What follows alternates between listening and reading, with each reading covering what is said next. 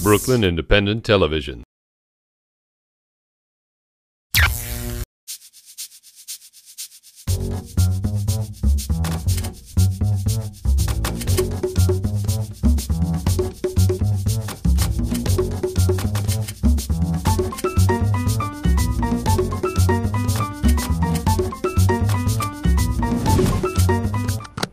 Hello, and welcome to Neighborhood Beat, your passport to Brooklyn. I'm your host, Okima T. Moore, and today we are back in the ever-beautiful, ever-busy Bed-Stuy. In this episode, we'll chat with a former member of the Black Eyed Peas who now lives in and loves Bed-Stuy. Next, we'll meet with Breevort's own Tanya Grady and her daughter Skylar as they share with us their perspectives on fatherlessness. Then, we'll check out the Bed-Stuy Campaign Against Hunger organization as they share with us how their caring extends far beyond the local community. And finally, we'll sample some Mediterranean seafood from Celestino's on Halsey Street. Let's get going. Born in 1765, Robert Fulton was an American engineer and inventor who is credited with developing the first commercially successful steamboat. Walking through Bed-Stuy, you can't help but notice the name Fulton. There's Fulton Street, one of the neighborhood's main drags, and of course, Fulton Park, where you'll find a statue erected in his honor.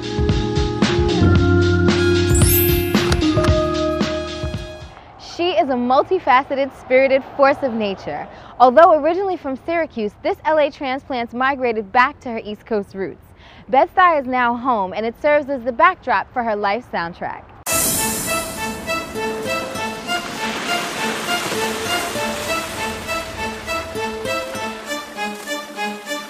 My name is Kim Hill, and I am a singer, songwriter, musician, artist, foodie. I played for years. I played classical violin and piano and always wrote music and, charted it and things like that. And professionally, I think that I'm very grateful that the things I'm very passionate about are also the things that I'm gifted with. So I'm gifted with everything from my music to syncopation, rhythm. Dancing was very easy for me, and I thought I'd be in the dance street of Harlem until I realized, what it does to your feet. And so then I really opened myself up to the music. I was involved with the Black Eyed Peas from 1995 until the end of 2000. My association with Black Eyed Peas is, I had a hiccup in my career where I really I didn't want to be affiliated. I didn't want, to answer the questions. I've come to really embrace it because I have to always remember that if it wasn't for the Black Eyed Peas, we may not be having this conversation. I don't feel that I owe my recognition to them, but I do to some extent. I feel like that if I hadn't gotten in the Black Eyed Peas, that wouldn't have stopped me from my path, because that's something that God already has open for you if you're willing to embrace it. I do feel like what I learned and honed as a result of being in that environment, when I was in that environment, has just been life-changing. I feel like having been in the Black Eyed Peas when I was, the reason people are still interested in me is not just because the band changed so much around the time that I transitioned out of the group, but we were really a part of that last era of hip-hop, that Native Tongues era. I mean, we toured with De La and Tribe, and that's really when hip-hop was still hip-hop. Hip-hop is something completely different now. I almost say to people, yeah, that's what the young kids do now. It doesn't have the lyrical content and foundation.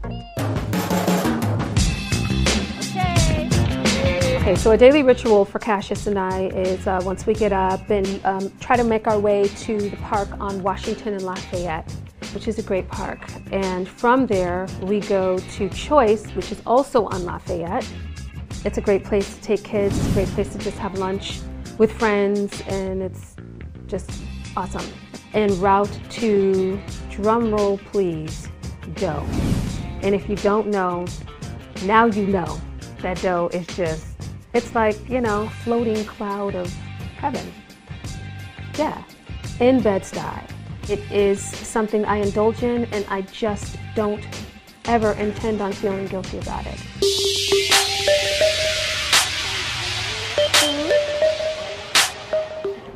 What brought me to Bed-Stuy, I feel like after so many years, I lived in Los Angeles for 18 years and I was away from my family and, you know, missing those moments of seeing my nieces and nephews evolve and develop and have opinions. And when I had Cassius, I just knew that it was time to get close to home. I knew that what I wanted to do with respect to raising him and being his mother, I needed the assistance of my tribe. I got started in music because my grandmother wanted for my sister and I to be black violinists. She chose violin for us, and we just thought it was the corniest, worst thing ever. I see where she was going, you know. My music theory really came from classical music and strings. Chip Fields, I definitely have to give her a shout out. Yes, Chip Fields from the Burn Penny with the Iron on Good Times, Chip Fields.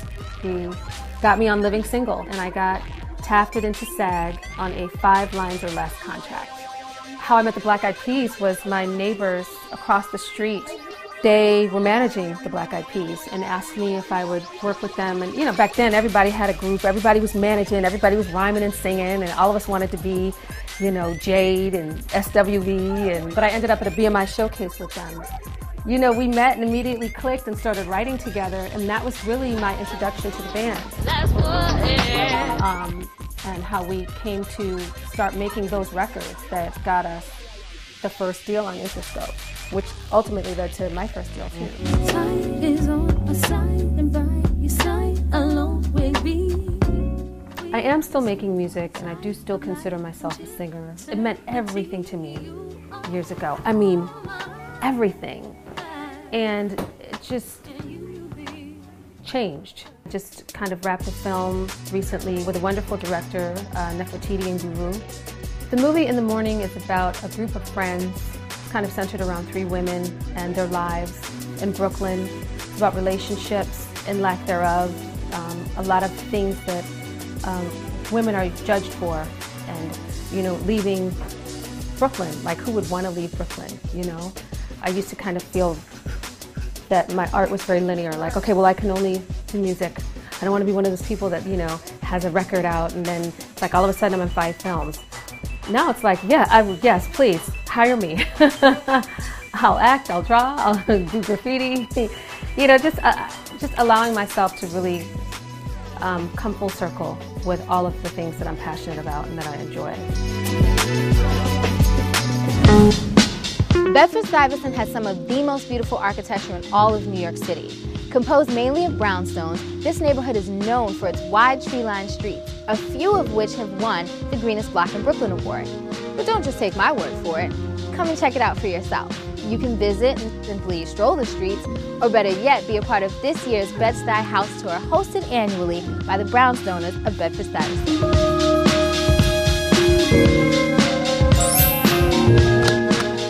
She produced a documentary, and they published a book. Common thread, an honest discussion about fatherlessness. This mother-daughter team had questions and didn't know where to get the answers, but a search for personal discovery led them on a journey that extends far beyond just them. Meet Tanya and Skylar Grady.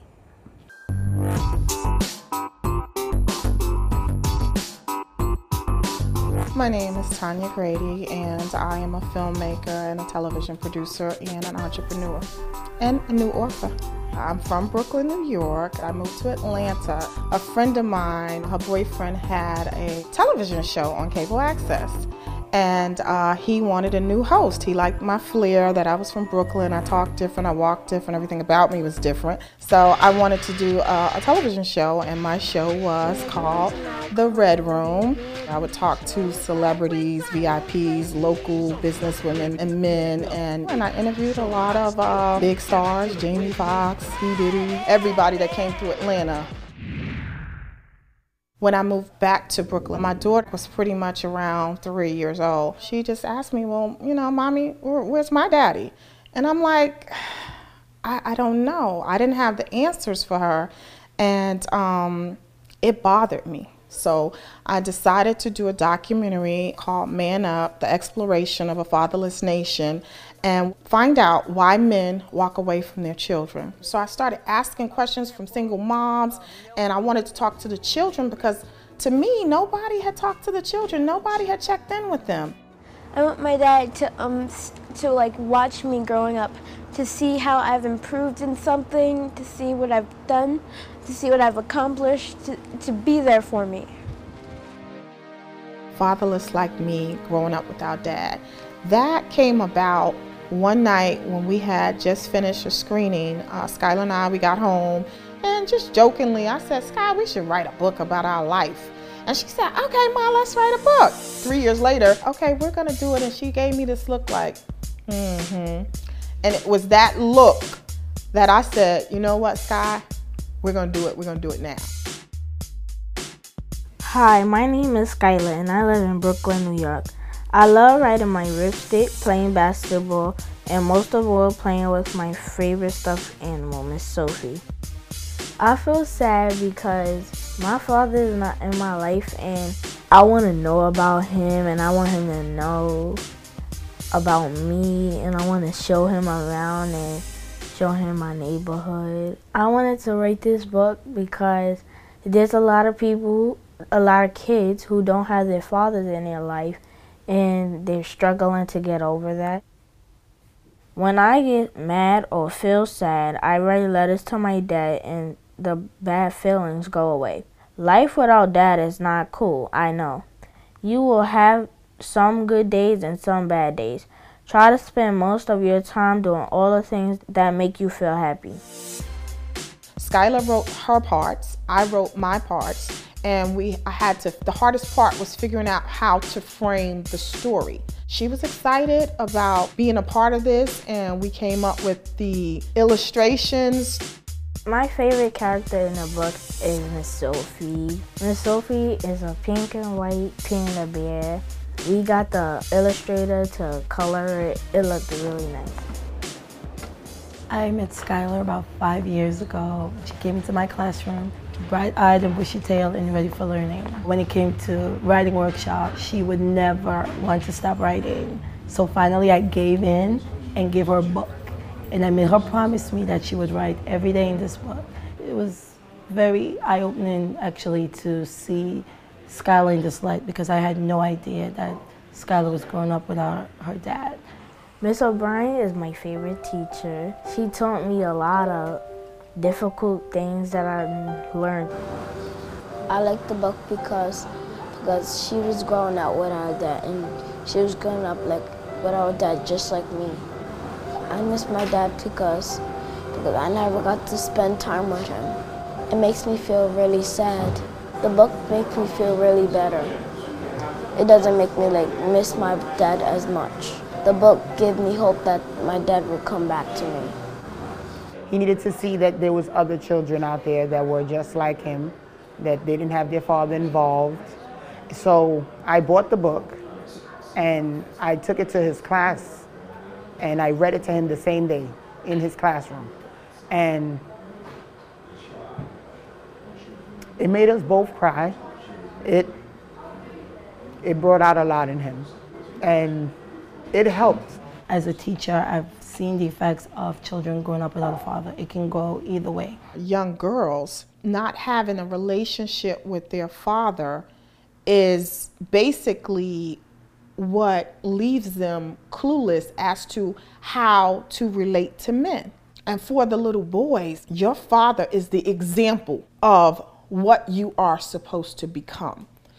My passion is to somehow reconnect the children to their father, because sometimes it's just as easy as showing them that their child is in pain.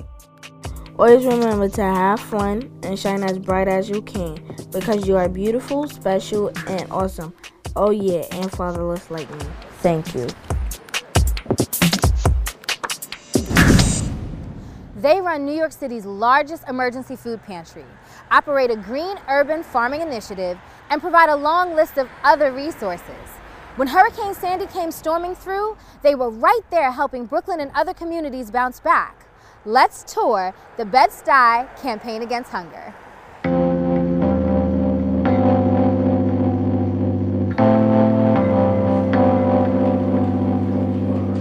My My name is Dr. Melanie Samuels. I am the Executive Director and founder of Bed-stuy Campaign Against Hunger. What makes us unique? One, we're the largest. And two, because of the approach we take. We take a healthy approach to distributing food to needy families. After having pre-packed bags and giving out bags from a church's basement, we noticed families were bartering or they were leaving food on the street side, and that was a concern to me. I found out that majority of those that were coming were diabetic, overweight, and their normal diet would not allow them to eat what we were giving. So we had to do something different. And what I actually did, we spent 3 to 4 years just having nutrition classes and teaching families how to eat. And so after 3 years, things have changed. Here at Bed-stuy Campaign Against Hunger, we have what is known as the supermarket-style customer choice pantry. What makes the supermarket-style pantry different from a regular pantry is that our client is able to shop with dignity as they shop through the aisles, choosing according to their dietary needs and also according to their cultural needs. The setup was very organized. As I came in, everything was already there. You don't have to fumble through anything. The fresh vegetables were there. Everything was packaged neatly, and I also saw them loading up the new things. So I was very confident that these were fresh products as opposed to you going to a pantry. Everything is all over the place. There was assistance with each section of the pantry. When an average customer comes in, the process is that they first go to the office where they're processed, where we see what their needs are, assist whether they need help not only with food, but maybe social service, jobs, workshops, food stamps, taxes, whatever the needs are. If they're here for food, we then go through an application process. No client is turned away based on their income or based on where they live. We just get an assess to see who we're serving and what else they need. I picked up cereal, canned goods, vegetables. I like a lot of vegetables. I'm really blessed. A grace of God. If it wasn't for the pantry, we wouldn't know what to do. The mayor cut my food stamps for $101, but I'm still surviving. In the aftermath of Hurricane Sandy, we were right on the ground the next day. One of the first areas we went into was the Rockaways. I was really heartbroken to see so many families in need. And you can imagine mothers and children, they didn't even have coats. It was really hard. It was cold, it was damp. It was just not a favorable time. My staff and I and other volunteers, we had hot meal soup ready to give.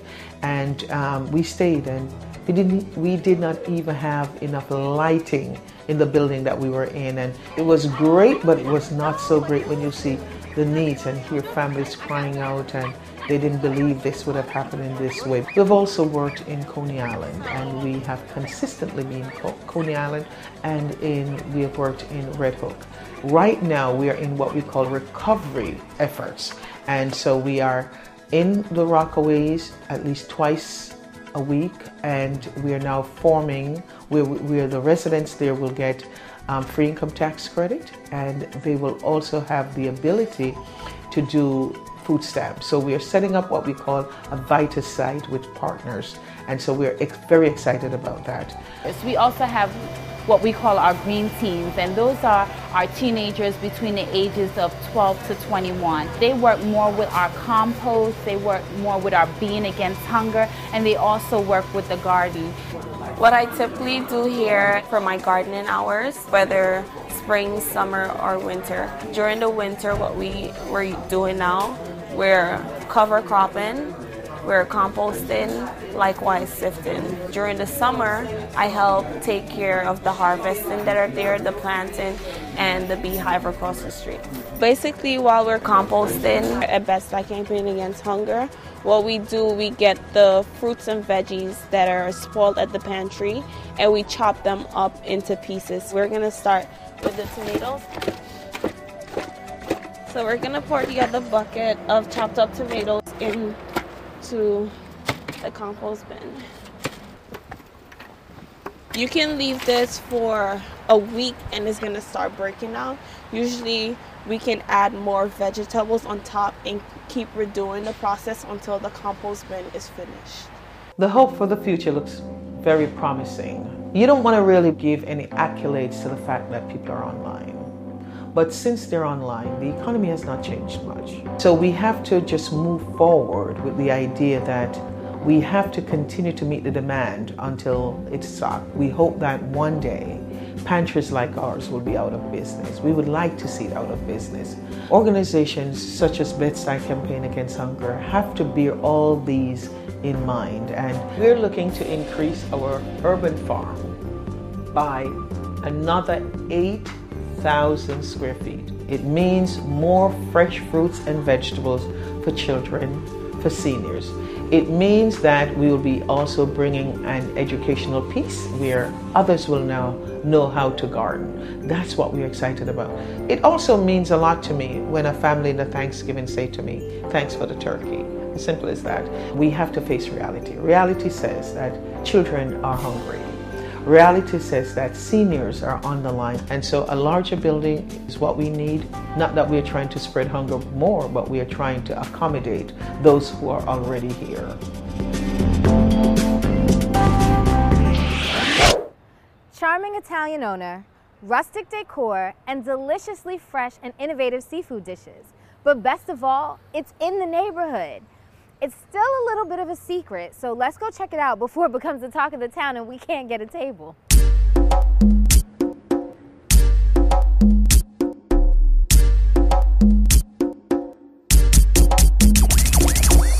My name is Nanni Massimiliano. I'm the owner and chef for Celestino restaurant. I make a restaurant for live. This is my 6th restaurant. Celestino is the restaurant I never make before, and it's a dream come true now. We choose Celestino because it represents the color of the sea. And this restaurant is like a 75% fish, and it was pairing exactly for our dream. We come from Italy and we love how we cook food in the Mediterranean area and also the decor over there. But it's a mix because we live in Brooklyn. I don't know if you're gonna like it, I hope, but this was the idea basically.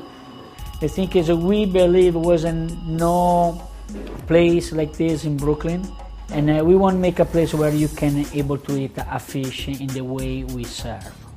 Today we're gonna make a branzino. Like you see, it's already cleaned. So far we just slicing the fish. We're gonna stuff it with some celery and some onion, and we're gonna recompone it right away with touch of oil.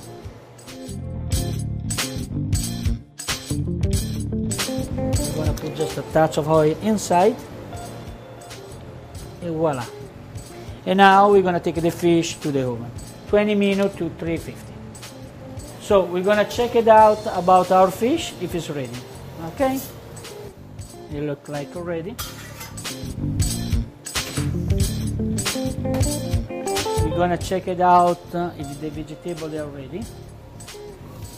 It looks like. And the fish is just an onion, celery, and oil. Pairing with the cauliflower, black and red pepper. Simple and easy. We're going to prepare tagliolini. We're going to start with green tagliolini with shrimps. And we're going to add cream and lemon, one head-on shrimps, and lemon zest. So we're going to take the tagliolini, put in the water, in 7 minutes they're going to come up. We're going to put the shrimps, the lemon, the cream, salt, pepper, and then we're gonna cook it. Now in 5 minutes, soon they're gonna be ready. So the sauce is close to be done. And we're gonna dry up the pasta. Most of the water can be down. And fill all together. Okay, we're continuing to turn and cook. Like you see, we already put to reheat, like the head on was already pre-cooked. It's bad, it's not. And then we're gonna, the creams look like little thick, like you see. What does it mean? The pasta is ready. These are our tagliolini with the shrimps, cream, and lemon. As soon as I come in New York, I make this particular bread, piadina, and everybody told me if I make it, I'd be successful. And I opened the first restaurant in 1995 in 5th Avenue and 10th Street. And the restaurant called like the Product Piadina, and it's still working. Since then, I opened, this is my 6th restaurant between make it and sell it. And I make food for live, the best work in the world. You know, we give food to the people say thanks, and plus they give them money. The beginning idea is a seafood restaurant, and that's why my idea was in the beginning is be like in a boat, but in the machine room of the boat. And that was why it's full of iron pieces, and all the stuff is all you like to find on the street, on the flea market, and everywhere. The inspiration is the sea. Everything's come from the sea. My wife, she make Saragina. This was the last job in the room. She make Celestino. What I like to do is find a nice location, work with my husband, get the idea of the place, and find basically the soul of the place. That's what we like to work. We're gonna make our panna cotta. We're gonna put in the plate. Very good. Hey! We're gonna put the persimmon on the side. Just leave a touch pomegranate. This is our panna cotta with the persimmon and pomegranate. Simple and easy. I live in many different neighborhoods. I live in Tribeca, West Village, East Village, even in Williamsburg. But the people working next to each other and for years they don't know you. Here, people watch each other. You know, Bed-Stuy used to have a bad name. I never heard before because I wasn't like a big Brooklyn fan. But for me, it never happened. And that's it. This is Bed-Stuy, best place for live. Sorry.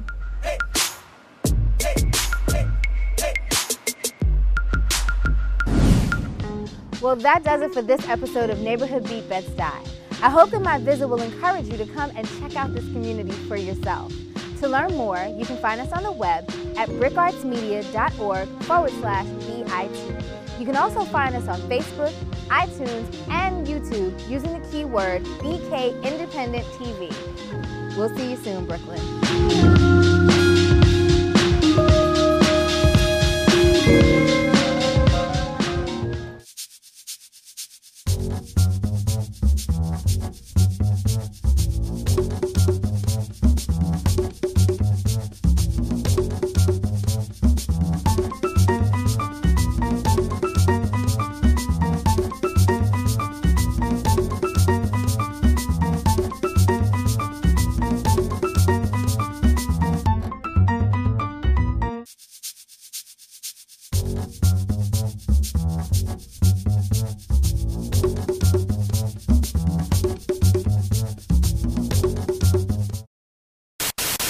Watch this and other Brooklyn Independent Television episodes online at bricartsmedia.org/BIT.